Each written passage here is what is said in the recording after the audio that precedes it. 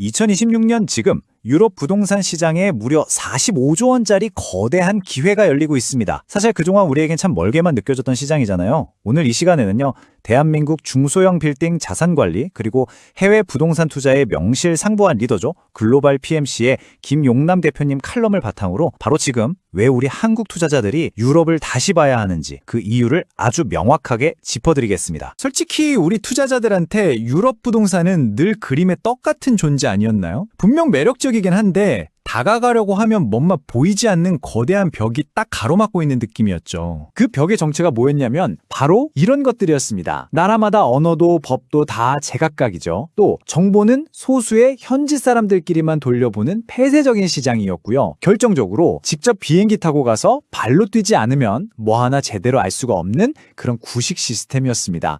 한마디로 그들만의 리그였던 셈입니다. 그런데 말이죠. 만약에 과거에는 정말 극소수의 큰 손들만 접근할 수 있었던 약 45조 원 규모의 숨겨진 시장이 바로 지금 여러분 앞에 활짝 열리고 있다면 어떠실 것 같으세요? 자, 지금부터 이 엄청난 기회 속으로 한번 깊숙이 들어가 보겠습니다. 오늘은 이 순서대로 한번 따라가 볼 건데요. 굳게 닫혔던 과거의 시장에서 시작해서 기회의 폭풍이 부는 현재, 그리고 우리가 어떻게 이 시장을 공략하고 미래를 그려야 할지 차근차근 살펴보겠습니다. 바로 지금 2026년 유럽 부동산 시장에는요, 정말 거대한 두 개의 힘이 정면으로 만나면서 말 그대로 퍼펙트 스톰, 전례 없는 기회의 폭풍을 만들어내고 있습니다. 첫 번째 동력은 바로 가격입니다. 한동안 고금리 때문에 잔뜩 끼어있던 거품이 쫙 빠지면서 자산 가격이 아주 매력적으로 변한 거죠. 이 그래프 한번 보세요. 2021년에 정점을 찍었던 가격이 확 꺾여서 내려온 거 보이시죠? 지금이 얼마나 좋은 진입 시점인지 한눈에 알 수 있습니다. 자, 근데 여기서 진짜 재밌는 포인트가 뭐냐면요,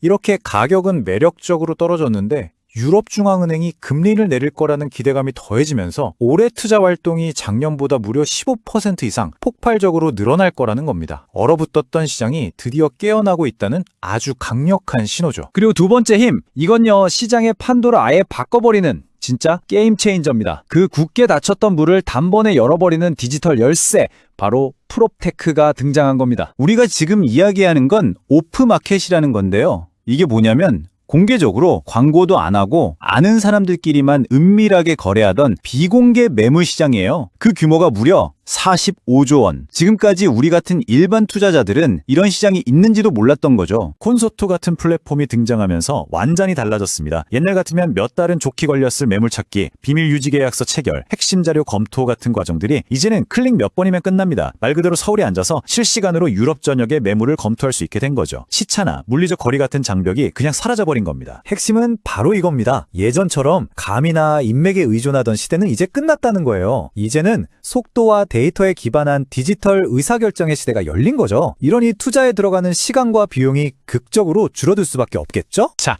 이렇게 매력적인 가격과 혁신적인 기술이 만나서 유럽 시장의 문이 활짝 열렸습니다. 그렇다면 이 새로운 판에서 우리는 도대체 어떤 전략을 가지고 승리해야 할까요? 새로운 게임의 룰은 바로 선택과 집중입니다. 우선 너무 크지도 작지도 않은 500만에서 2천만 유로 사이의 알짜 중소형 자산을 노리는 게 현명하고요. 그리고 한 나라만 보지 말고 유럽 전체를 보면서 리스크를 나누는 거죠. 그리고 정말 중요한 것, EPC라고 하는 건물의 에너지 효율 등급 같은 유럽의 까다로운 환경 기준을 이미 통과한 자산을 먼저 찜해야 합니다. 이게 무슨 뜻이냐면요, 이제 돈이 아무데나 흘러가지 않는다는 겁니다. 시장이 투명해진 만큼 투자자들도 똑똑해져서 검증되고 투명하고 친환경 규제까지 통과한 진짜 똘똘한 한 채로만 자본이 쏠리는 양극화 현상이 훨씬 더 심해질 거라는 얘기죠. 하지만 너무 흥분하기 전에요, 우리가 반드시 짚고 넘어가야 할 아주 냉정한 현실이 하나 있습니다. 이렇게 정보 접근이 쉬워졌다고 해서 그럼 이제 유럽 투자는 아무런 위험도 없이 그냥 안전하기만 한 걸까요? 전문가들이 입을 모아 강조하는 가장 중요한 포인트가 바로 이겁니다. 정보의 접근성이 높아진 건 강력한 도구를 얻은 것이지 투자의 안전을 보장하는 수표는 절대로 아니라는 사실입니다. 결국 이 플랫폼이 대신해 줄 수 없는 것들이 있거든요. 나라마다 다른 골치 아픈 세금 문제나 법률, 그리고 환율 변동 같은 리스크를 직접 파고들고 분석하는 이런 굳은 일은 여전히 우리 투자자 자신의 몫으로 남아있다는 걸 잊으면 안 됩니다. 자, 그럼 이 모든 변화의 끝에서 우리는 어떤 미래를 그려야 할까요? 이제 우리 한국 투자자들에게 유럽은 어떤 의미가 되어야 할까요? 시장의 패러다임이